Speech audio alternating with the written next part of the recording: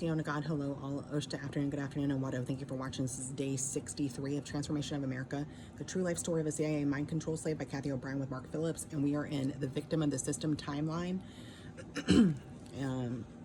and we are on August 1989. So it says, by August 1989, I was in intensive deprogramming with Mark Phillips, working an average of 18 hours per day in an effort to retrieve my memory and stabilize my mind quickly enough to affect Kelly's dire situation.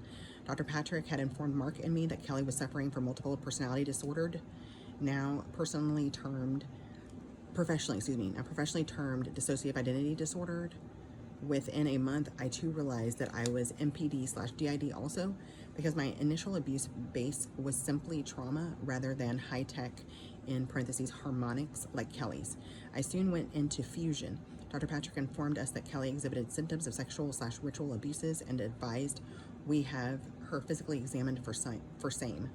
I reported to the assistant district attorney in Anchorage that Kelly's and my lives were in jeopardy, and that I was recovering memory of political involvement for which we may require backup protection while reporting crimes to various local, state, and federal law enforcement agencies. I reported Kelly's abuse to the Anchorage Police Department, in parentheses, Jack Chapman, who tipped off our abusers and was later indicted/convicted in local scandal, and the Department of Human Services. Our Medicaid benefits/records were then sealed. The federal crimes I remembered in detail were first validated and then reported to Anchorage FBI's Ken Marischen, Marischen, in parentheses, later found to be involved in a scandal with Jack Chapman, and resident agent in charge Joe Hamblin. As a result, the FBI threatened Mark Phillips' life and liberty because I was still amnesiac of my father's abuse/involvement. I contacted him pleading for financial assistance for Kelly's life-threatening need. The FBI informed me that my father had filed extortion charges on me and that they could lock me up. Shocked by the news, my memory began flooding into my conscious mind. Alaska's U.S. Customs resident agent in charge, Max Kitchens, who was already aware of government/CIA involvement in cocaine operations, began investigating my/Kelly's allegations when I reported international crimes to him.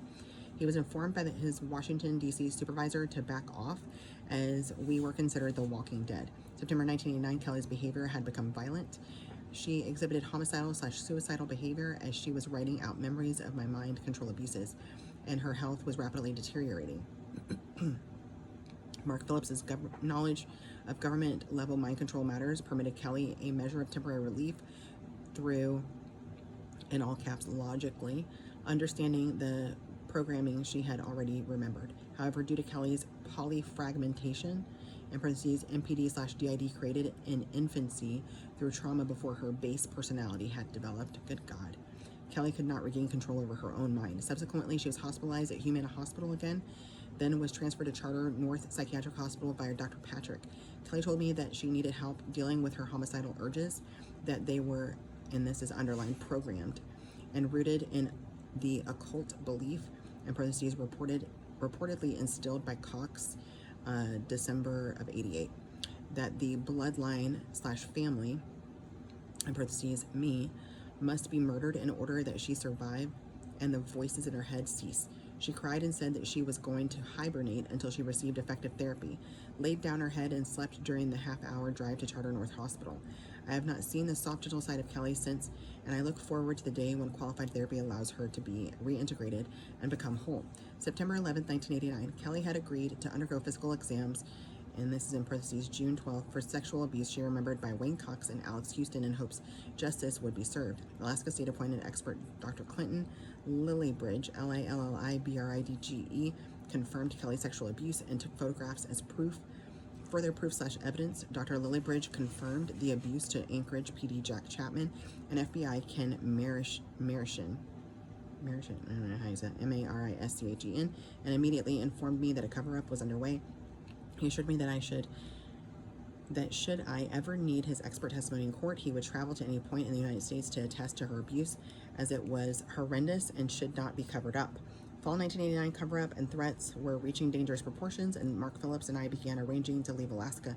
Knowing Kelly would require highly specialized care, I began an intensive search via telephone, mail, and networking to locate a mental health physician knowledgeable of government/military mind control techniques/atrocities. Therapists involved in the infamous Southern California McMartin case through nearly formed organizations such as Believe the Children, in addition to reputable psychologists and psychiatrists familiar with mind control due to their own caseloads, advised us that rehabilitative techniques were as classified as MK Ultra mind control records itself. Threats to their lives, liberties, and licenses compounded the dilemma of finding a therapist with both fortitude and integrity.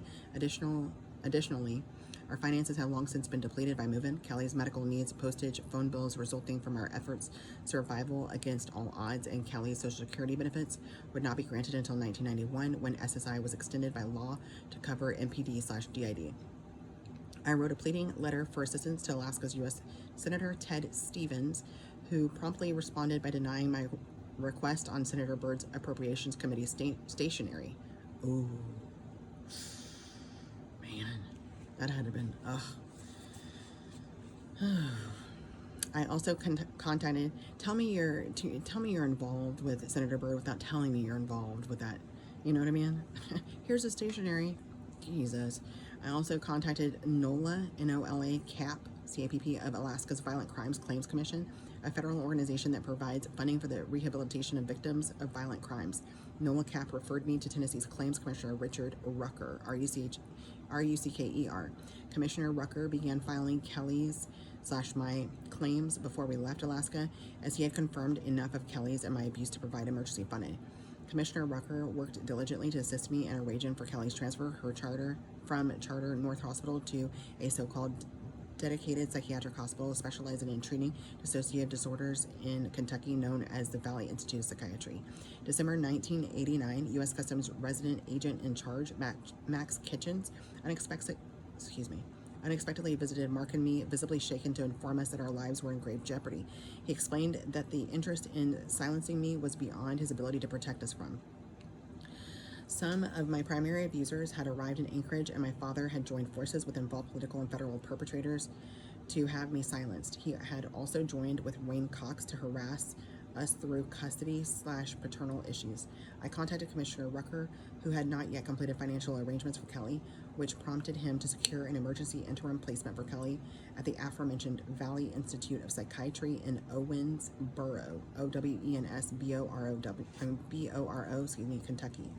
January 1990, Mark Phillips and I had learned through our network of a so-called child rights advocate in Huntsville, Alabama. State District Attorney Bud Kramer, C-R-A-M-E-R, in parentheses, who soon became U.S. Congressman, setting precedent as the most junior member of Congressional Intelligence Oversight. Kramer invited us to Huntsville under police protection for the stated purpose of investigating and exposing local NASA and military involvement in MK Ultra, mind control, and its black budget criminal funding mechanisms. Under pressure, we temporarily relocated to Huntsville while Kelly was transferred to VIP in Kentucky.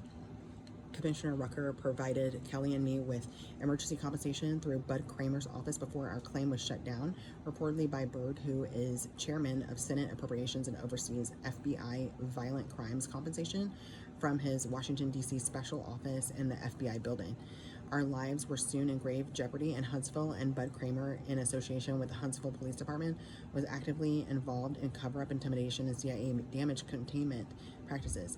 The Child's Advocacy Organization was an elaborate catchnet of DID/MK Ultra victims, as public exposes further proved. We fled Huntsville back to Tennessee, where we would reside.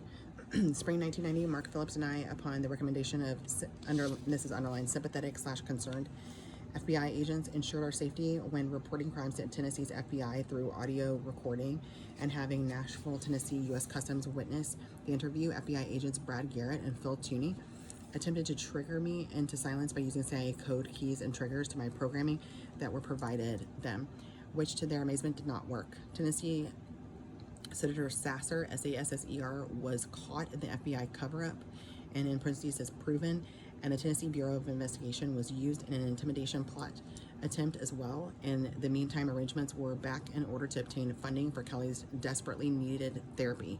Summer 1990, threats to our lives had again escalated, and Mark Phillips and I maintained our safety through vast dissemination of information to Time/Life, U.S. senators and congressmen, Tennessee legislators, victims advocacy groups, supporters, and media, which kept us alive since and untimely death could only confirm our reports.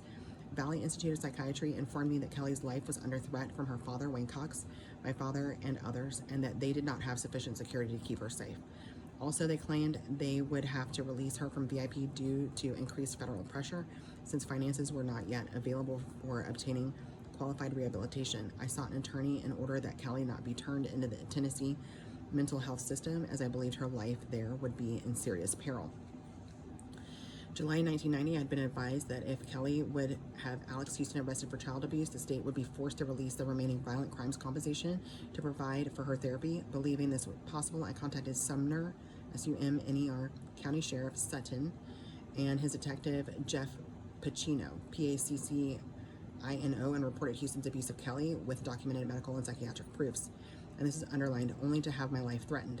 I reported this to Sumner County's District Attorney Ray Whitley, W-H-I-T-L-E-Y, in parentheses, who I later learned was Sutton's friend, and provided him with the evidences. He told me that unless you have a videotape of Alex Houston having sex with a kid, there's nothing I can do. The evidences, and then in parentheses, documentation, videos, etc. from VIP turned over to Ray Whitley were returned to me destroyed. Of course they were. Tennessee State Legislator and Sumner County Attorney Randy Stamps agreed to represent Kelly and me until his life and that of his family were reportedly threatened by Sumner County Sheriff's officials. Representative Stamps, still fearing for his life, turned this information over to the Tennessee Bureau of Investigation, where cover-up was already underway. With no legal recourse, Kelly was turned out of VIP without having been rehabilitated. Following the advice from State Victims' Rights Organization, I contacted U.S. District Attorney Joe Brown's office to arrange a meeting. Ray Whitley's wife was Joe Brown's secretary. Okay. And we only endured further cover-up and threats.